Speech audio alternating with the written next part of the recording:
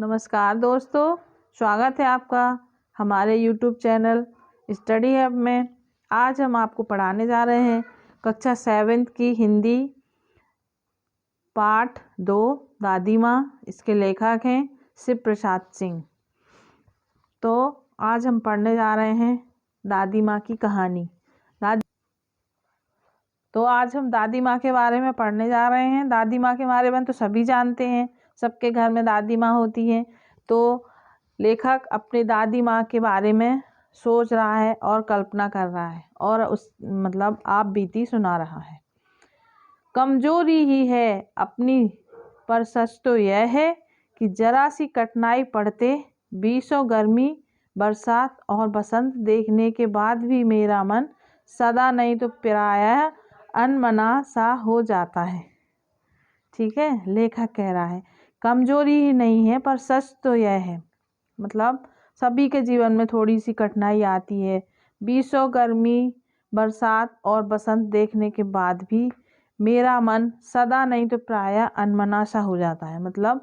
कुछ चिंताजनक स्थिति बन जाती है, अनमना सा महसूस होने लगता है, अच्छा नहीं लगता है, इस टाइप से। मेरे शुभ चिंतक मित्र मुझ पर मुझे प्रसन्न करने के लिए आने वाली छुट्टियों की सूचना देते हैं। मेरे शुभ चिंतक हैं जो मेरे बारे में बहुत अच्छा सोचते हैं, वो मुझ पर मुझे प्रसन्न करने के लिए आने वाली छुट्टियों की सूचना देते हैं कि अब छुट्टियां आने वाली हैं। ठीक है, और सूचना देते हैं और पीठ पीछे मुझे कमज़ोर और जरा सी प्रतिकूलता से घबराने वाला कहकर मेरा मजाक उड़ाते हैं। मेरे मुंह पर तो मेरी तारीफ करते हैं लेकिन पीठ पीछे मेरा मजाक उड़ाते हैं, ये लेखक कह रहा है। ठीक है, घबराने वाला कहकर मेरा मजाक उड़ाते हैं। मैं सोचता हूँ अच्छा अब कभी उनको ना सोचूंगा। लेखक कह रहा है कि आगे से अब मैं कभी उनके बारे में नहीं सोचूंगा कि वो मेरा मजाक उड़ाते हैं या मेरे मुंह पर मीठी मीठी बातें देते हैं। इसके बारे में मैं सोचूंगा ही नहीं। ठीक है, जाने दो, सोचने से होता ही क्या है। लेखक कह रहा है ठीक है, जाने दो, सब सोचने से होता ही क्या है। सोच सोच के हम अपना ही दिमाग खराब कर लेते हैं। ठीक है, तो हमें कुछ भी नहीं सोचना है आगे पीछे, जो है वो ठीक है। पर बरबस मेरी आंखों के सामने शरद की शीत किरणों के समान स्वच्छ शीतल किसी की धुंधली छाया नाच उठती है। लेकिन मैं बहुत सोचने के बाद भी अपने आप मेरे मन में बरबस ही मेरी आंखों के सामने शरद ऋतु की शीत किरणों के समान स्वच्छ शीतल किसी की धुंधली छाया नाच उठती है। बहुत सोचने के बाद भी कि नहीं सोचेंगे, लेकिन फिर भी वो सीन याद आ जाता है और हमें सोचने पर मजबूर कर देता है। मुझे लगता है जैसे कुंवार के दिन आ गए। ठीक है, लेखक को अपने पुराने दिन याद आ गए कि वो कुंवार के महीने में मेरे गांव के चारों ओर पानी की हिलोरें ले रहा है। पानी भरा रहता गांव में चारों तरफ बारिश का, और उसमें छोटे छोटे बच्चे खूब या तो नाव बना के डालते हैं या फिर वो खुद उसमें कूद जाते हैं, नहाते हैं, उनको बहुत अच्छा लगता है। तो वो लेखक भी किसी गांव से बिलोंग करते होंगे, इसलिए उन्हें वो सब याद आ रहा था सीन।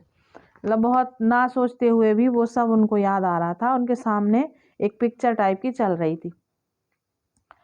मुझे लगता है जैसे कुंवार के दिन आ गए, मेरे गांव के चारों ओर पानी ही पानी हिलोरें ले रहा है।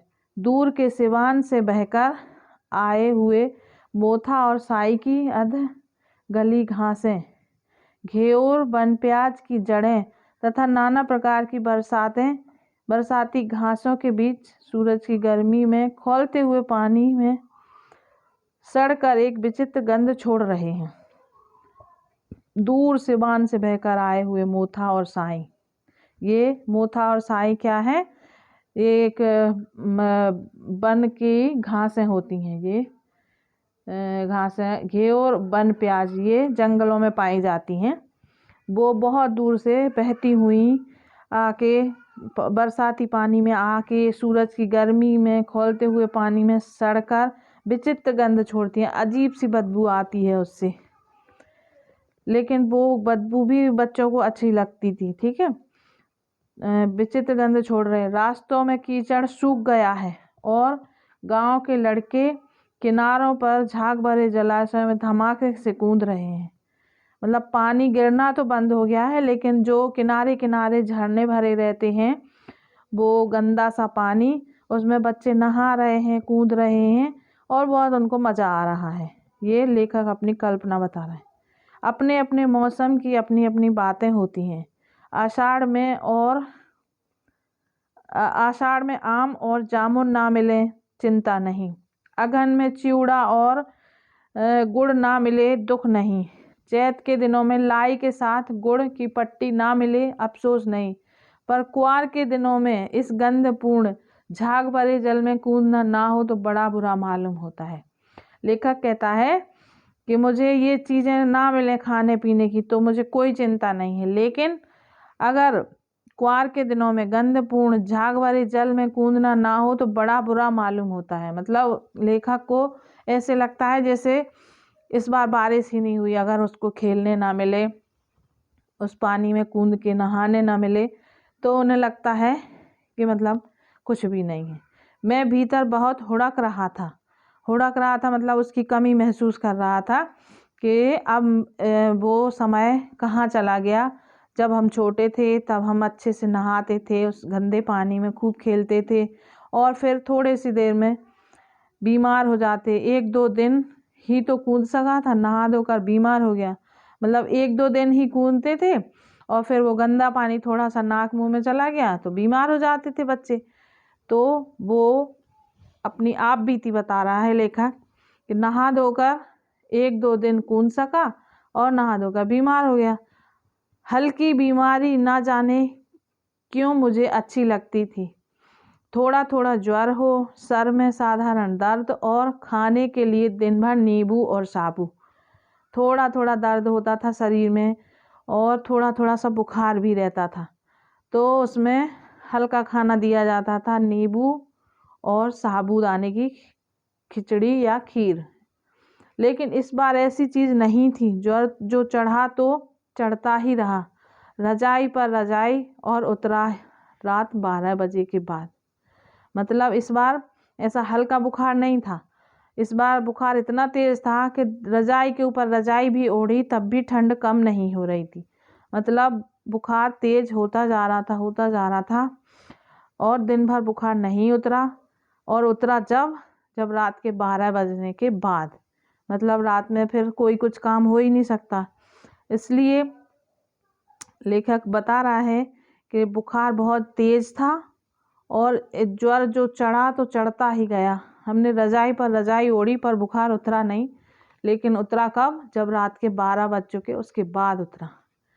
तो आशा करते हैं दोस्तों आपको इतना समझ में आया होगा, और अगर आपको इसमें कोई भी कठिन शब्द या कुछ भी डाउट हो तो आप कमेंट बॉक्स में लिख के भेज सकते हैं, इसका आंसर हम आपको ज़रूर देंगे। और अगर अच्छा लगे तो हमारे चैनल को लाइक, शेयर एंड सब्सक्राइब करें। थैंक यू, धन्यवाद।